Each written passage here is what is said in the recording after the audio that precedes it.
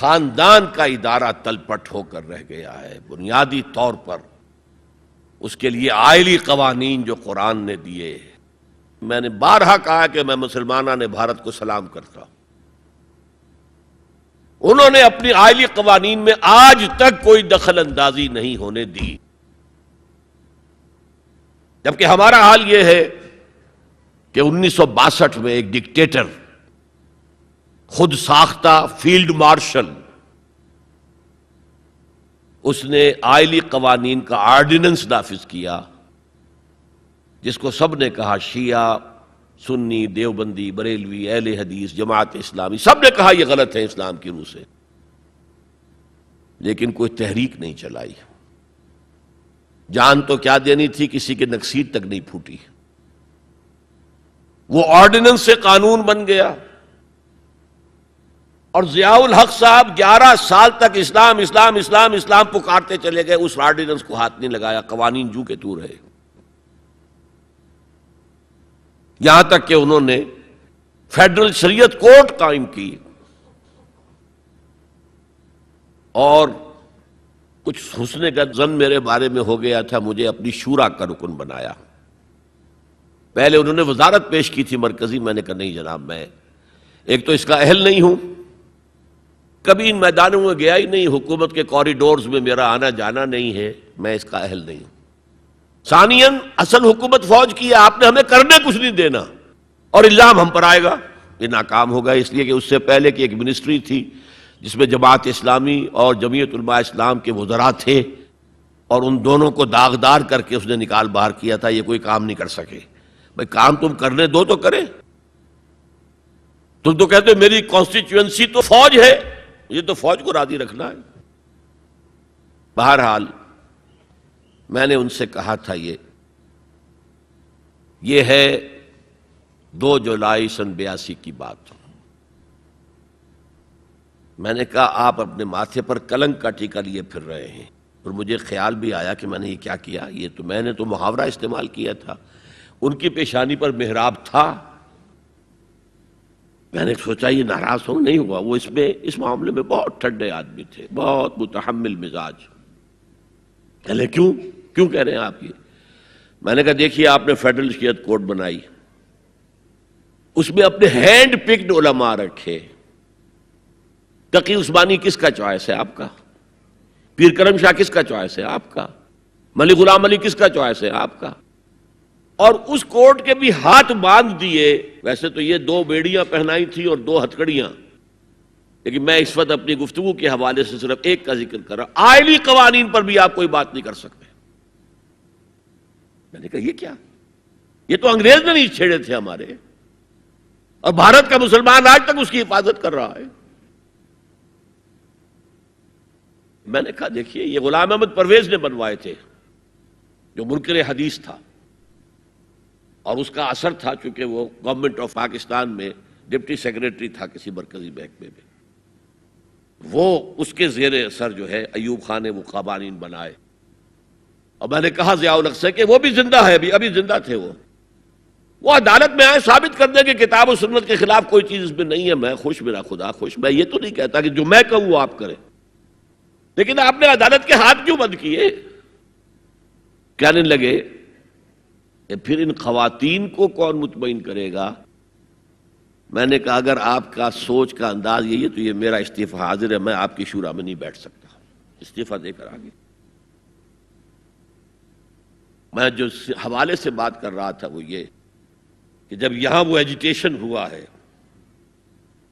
اور میں دلی میں تھا، اور میں نے انگریزی اخبار میں فوٹو دیکھا تھا کہ جس قدر عظیم ایک جلسہ بمبئی میں ہوا تھا. کیپشن یہ تھا اخبار میں، اے میمتھ گیدرنگ آف بامبے مسلمز، میمتھ. اور اس میں ظاہر بات ہے ایجیٹیشن کے اندر جانیں بھی دینی پڑی، سب کچھ ہوا. پھر حکومت نے گھٹنے ٹیک دیے کہ نہیں؟ اور صرف گھٹنے نہیں ٹیکے، راجیو کی یہ تقریر لوک سبھا کی ریکارڈ پر ہے کہ میں نے تو اس سے پہلے کبھی مطالعہ نہیں کیا تھا، اب اس مسئلے پر مطالعہ کیا ہے تو میں نے دیکھا ہے کہ جتنے حقوق اسلام نے عورت کو دیے کسی مذہب نے نہیں دیے. یہ بات ہے جو اسے ماننی پڑی. لیکن برابر آپ کر دیں گے تو خاندان کا ادارہ ختم ہو جائے گا. اسی لیے فرمایا گیا الرجال قوامون علی النساء فالصالحات قانتات حافظات للغیب بما حفظ اللہ.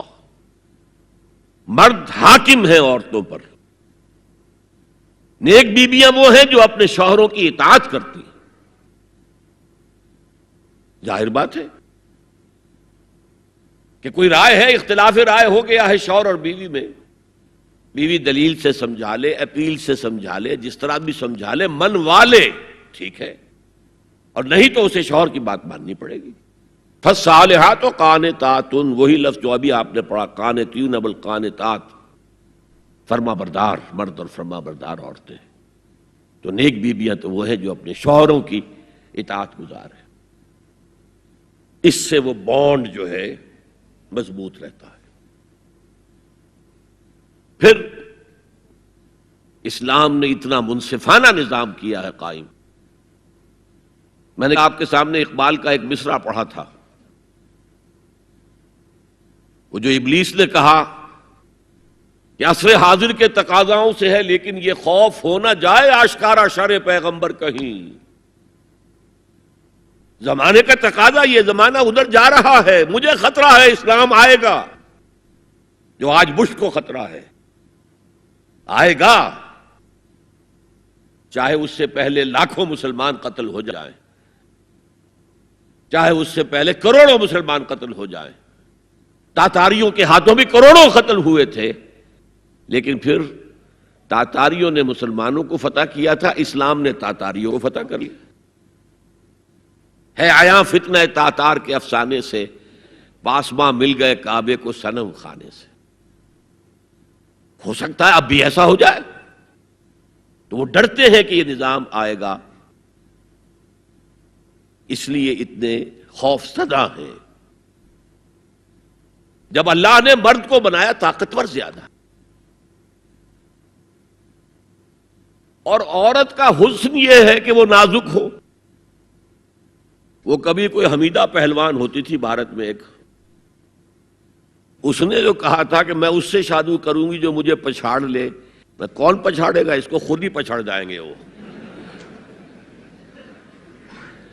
تو عورت کا حسن تو نزاکت میں ہے، لہذا بھاری بوجھ اس پر نہیں ڈالے. ملک کا ڈیفنس مردوں کا ذمہ داری ہے، نان نفقے کی فراہمی مردوں کی ذمہ داری، عورت کی نہیں ہے. عورت کا کام ہے گھر میں رہے، شوہر کے لیے اچھا ماحول پیدا کرے. اب اگر دن بھر 8 گھنٹے عورت بھی کام کر کے آئی ہے، کسی باس نے بھی جھڑک دیا ہوگا، کچھ اور ہوگا، تھکی تھکائی اور طبیعت تقدر لے کر آئی ہے، مرد کا بھی یہی حشر ہے، گھر میں جائیں گے تو کیا ہوگا؟ لڑیں گے.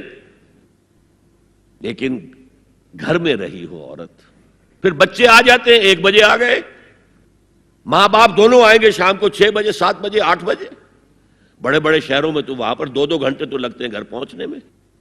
یہ بچے کیا کریں گے؟ کس قسم کے تجربات کریں گے کہ سارا بیڑا غرق ہو رہا ہے. عورت کے ذمہ نہیں ہے کام کرنا، کہتے ہیں مجبوری ہے. آپ اپنے سٹینڈرڈ آف لیونگ کو بڑھاتے جائیے بڑھاتے جائیے بڑھاتے جائیے، دونوں کی سر توڑ محنت کے باوجود آپ کا جو ہے تقاضا پورا نہیں ہوگا، اور اسی کو سکیڑ لیجئے. کمانا شوہر کا کام ہے، بیوی کا نہیں.